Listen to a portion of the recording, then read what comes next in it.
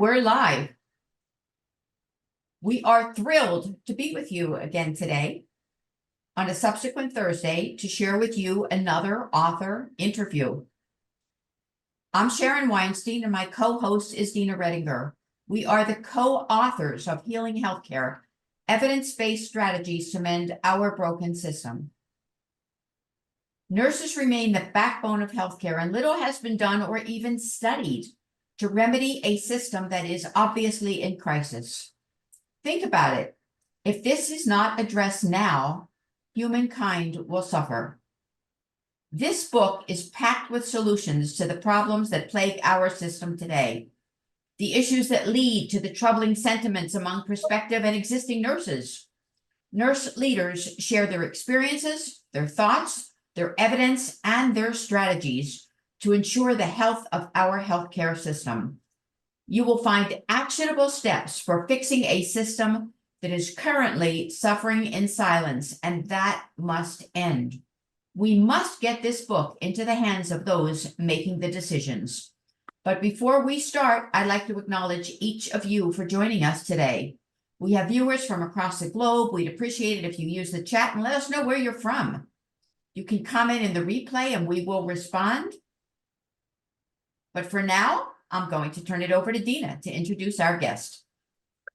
Hello, everyone. Today we welcome Sue Johnson, whose chapter, Making Wellbeing a Reality at the Intersection of Wellbeing and Equity, is a part of our Wellbeing section. Sue Johnson is a nursing professional development consultant, a speaker who provides resources to support clinical educators in multiple settings. She's a founder and principal of RN Innovations, LLC. She speaks to the accomplishment of Nightingale in those early nurse leaders. She holds a PhD in health administration, dual certification in nursing professional development, and as a nurse executive, and is a fellow of the American Academy of Nursing.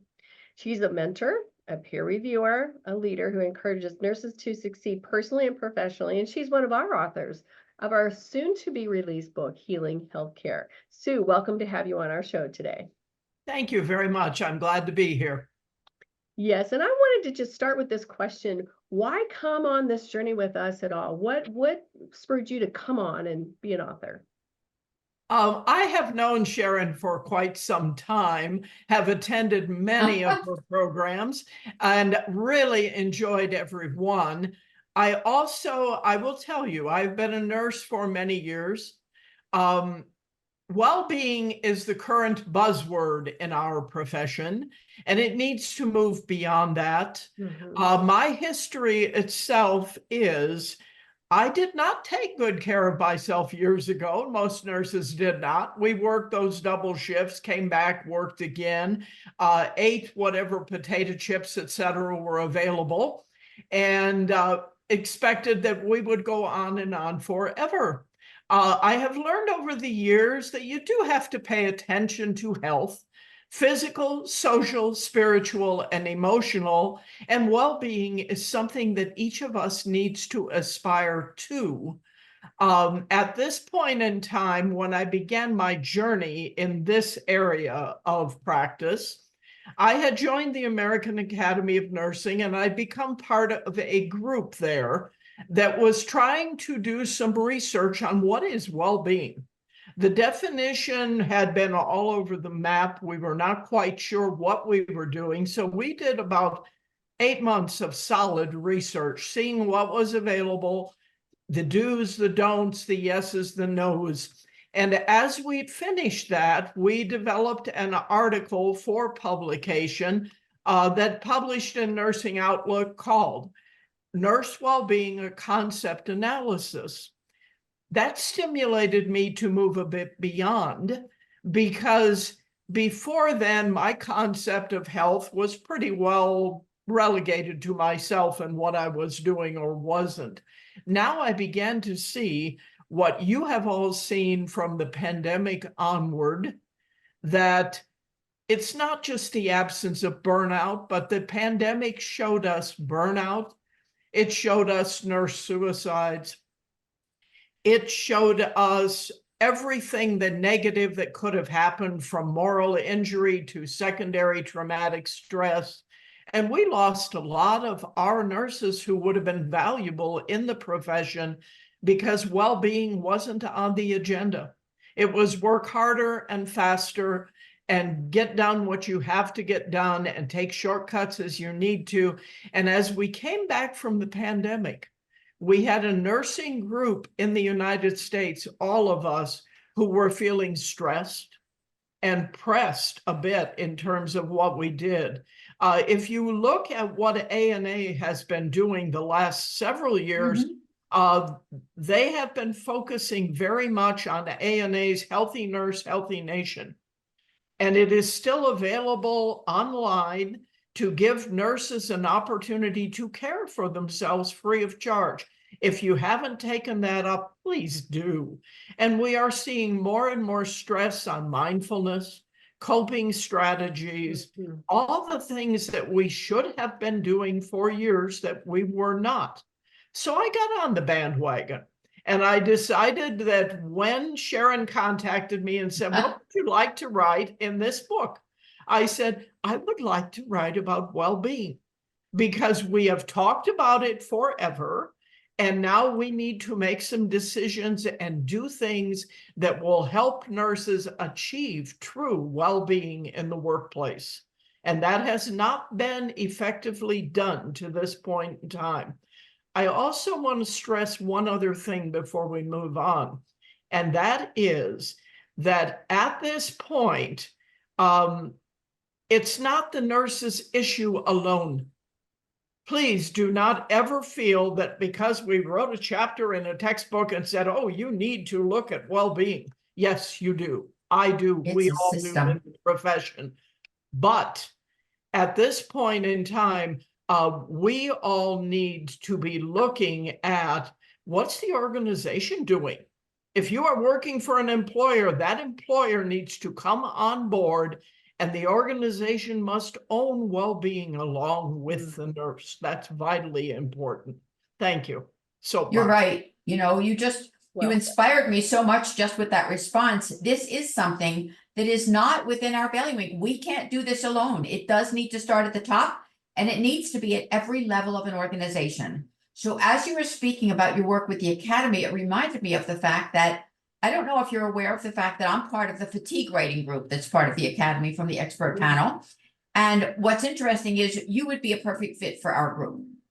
I could see you looking at the whole concept of who owns fatigue. And we've been talking recently about junk food and about energy drinks and the kinds of things. Think about it, Sue. When you learned nutrition in nursing school, it was probably taught by a dietitian like the one that I had, who looked like she had died 6 weeks before and she was teaching nutrition. Yes, you are correct. And I need another job. Yes. Exactly. That's exactly right. And Dina is laughing, but Dina, it's the truth. Oh, I can't imagine. Well, and I do think it is something everybody has to own. Yes, we do. We all need to take ownership. We know we've heard for years that we cannot drink from an empty glass, like we keep trying to do it. Yes. We know that there are only 24 hours in a day and we keep trying to extend them. We're guilty of it, all of us, but we can't do it any longer. So you wrote a magnificent contribution to our book, and it was really about the intersection of equity and well-being. Can you tell us, please, about the effect of equity on well-being? Tell us about that. Definitely. And the effect of well-being on equity, that also, if we reverse it, is another positive or negative that has to be addressed. Okay. It has to be addressed by individuals. It has to be addressed by healthcare organizations. It doesn't matter gender, racial, ethnic background. We are all in the game together. And if we cannot support one another and learn how to do that effectively and be supported in doing it by the organizations, we will not be successful. Well-being will not occur unless we are all helping one another to achieve it. Lack of equity impacts well-being adversely.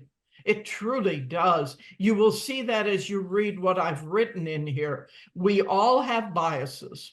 We were all raised differently. None of us in the United States grew up in the same household. So we have what is called implicit bias. And those are areas, oh, we need to do it this way because that's what mom and dad told me to do, and that's the way we need to do it. That doesn't work in healthcare in this country. It also doesn't work outside of healthcare in this country. Anywhere. We all need to be able to speak to each other and say, tell me what you are feeling. Tell me why you are perceiving this way, because my intent was not to be harmful, but it may not have come across the way that you needed it to. And we need to all be together. DEI is great. I fully support DEI. It doesn't solve everything. Right. What solves this issue and the fact that we achieve equity, not just equality, where we're looking at the same stuff. We have all come from different settings. We may not have had an opportunity to experience something that someone else has experienced. So at this point in time, it behooves each of us get to know someone who is different from you. You'll Exactly. find one, they're out there. Get to know them, talk with them, and most of all, listen to them. Hear where people are coming from. All nurses are not just the same. We are all different. We all specialize differently. We need to talk with one another. We need to have support from the organization. And I am seeing too many organizations at this point that are saying, oh, look, we've got a DEI coordinator. Isn't that wonderful? Check the box on the list. Right. No, we No, can't it's- do that. It has to be felt, meant, and a reality. If you don't know anyone from a different culture and you're working with them, then ask them to talk with you. Why does your culture do this way? How do we handle death and dying? How do we handle childbirth? It is different in each culture. It is. very different. And we need to be aware with one another that each of us comes from a different place. We need to achieve what we can to ensure that we're not discriminating, that we're not prejudiced, and that the patient, who is the bottom line in all this, of that particular culture, is receiving the high quality care that we demand ourselves to give. In order to do that, equity has to play a part, because without equity, we don't have well-being. We don't have it for the professional nurses. We don't have it for your assistants in healthcare. We don't have it most of all for your clients and patients. That has to be there. It can't be overlooked. And it can't be, we did a little DII, that was great, we don't have to do anything else. No, you do. You do have to be involved, and we do have to face, and trust me, I have friends that are LGBTQ, and I have transgender friends. And when I talk with them, it's like I'm learning so much about a different culture, and it is a culture that is real, that needs to be looked at positively and addressed. I have learned so much to deal with prejudices that I had from my childhood. Mhm. Now, that doesn't mean that we will ever lose it all. We're not going to be perfect. I don't strive for perfection. Don't strive for it. Strive for reality and ensuring that the people you work with are colleagues. And in many cases, they're going to be your friends. Trust me, your work family is as good as your home family, and sometimes better. Sometimes So- it's the only family one Lot has. better. Yeah, so be sure, talk with each other, but most of all, listen, observe, and ensure that if someone does something that is limiting to equity, call them on it. You have an absolute right to. I don't care if you're red, orange, white, or green. You have got to be able to say, I don't appreciate what was said there. You can do it privately, doesn't have to be in public, shouldn't be. But come to them and say, I didn't understand that and perceive it the way I think you meant it. Let's talk. Let's I see love what that. the difference is. We're in the game together. Let's all be in it together as a live team. Thanks. I like that answer. You know, you talked about DE&I, but DE&I is nothing without B. So you have diversity, you have equity, you have inclusion, and you add to that belonging. When you Yes, add belonging to that absolutely. equation, everyone belongs, and that's what this is all about. I'm going to turn it over to Dina for the next question. So I love that. So I do want to add one word that we might have missed. Okay. We're all accountable to it. We're all accountable. You're right. So, Yes. like you said, call it out. So one of the, items you have in your chapter, I want you to just share a little bit on, because I think it's so valuable. Talk about what is the 3 good things? What's that rule you have? 3 good things I did not invent. I will tell you that quite honestly. But it is something that can be used by anybody on the call. And you can use it every day of your life. It's much easier to do that. What you are going to do is, in the course of a day, whether you are at work or at home, you will see 3 good things that happen. They may be small, they may be minor. I found a parking space. Yay, I got in it. I wasn't late. Yay. It can be simple. It can be something as, boy, that patient was crashing and burning. I called the code. I did what I needed to do. He's going to make it. He's in ICU. He's on a vent, but he's going to come off that vent and he's going to make it. I may have saved a life today. That's a good thing. You have small good things, you have large ones, but be aware that when you take them and you get the 3 in the day, you write them down. Write them on a piece of paper. If you don't like to use paper, put them in the computer. Have a certain file in your computer where you say 3 good things and you just jot them down. Don't need complete sentences. As you look back on those, and I encourage you to look back on them, because the purpose of doing this, number 1, it's positive. You're focusing on the positive, not the negative. You'll have 110 things that aren't good. I want 3 that are good. If you look at that and keep focusing on it in your daily work, you will look for something that's good. I got to write 3 good things tonight when I go home from work, or in the morning when I get off duty. I'm not going to be able to do that if I haven't thought of them. I better jot something down here. So at that point, you're focusing the positive, and within 6 months, you will have a much better level of well-being, and you will be well supported, and you'll be happier. You will be happier because you focused on the positive, and that's essential. You need to do that. If you want to check this, it is in my bibliography. It is written by Roberts in 2018, and it was an American Nurse Today. 3 good things build resilience and improve well-being. And I've tried it. I do it. It certainly does.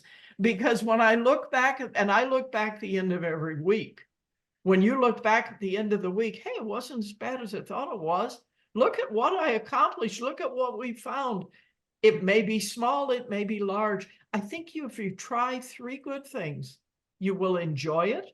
It will make your life better. And I truly believe it will make you happier. I love that, Sue. Wow, so do I I. think It's an exercise in gratitude. It is. I love it. So powerful. I think that consciously looking for good is something we've lost a little bit of connection with ourselves, because we're always looking to be more critical of things that are going wrong. What if we were to change looking for something good, something good in your day? So thank you, Sue. That was very powerful. And I want to turn it over to my good friend Sharon here to close us out on this amazing interview with Sue Johnson. This truly has been a great session, Sue. You are such a, you have such a broad knowledge in terms of the content itself, but your experiences bring so much to the table, and we really do value and appreciate you. That said, it is time for a close and an invitation to join us again next week as we welcome another one of our contributing authors to the LinkedIn Live series. For now, be sure to stay on the lookout for announcements about healing healthcare, evidence-based strategies to mend our broken system. We have good news, and the good news is that we will be taking pre-orders at the end of June, and we're thrilled to pieces about that. We also have a landing page you can go to, you could sign on for additional information and be on that list as soon as copies are available. And we hope that you'll take advantage of the opportunity to listen to each of our interviews every single week with one of our amazing authors. They were all chosen for a reason. They have all brought so much to the table, and we celebrate them and you. Thanks for joining us today. Thank you, guys. Take care.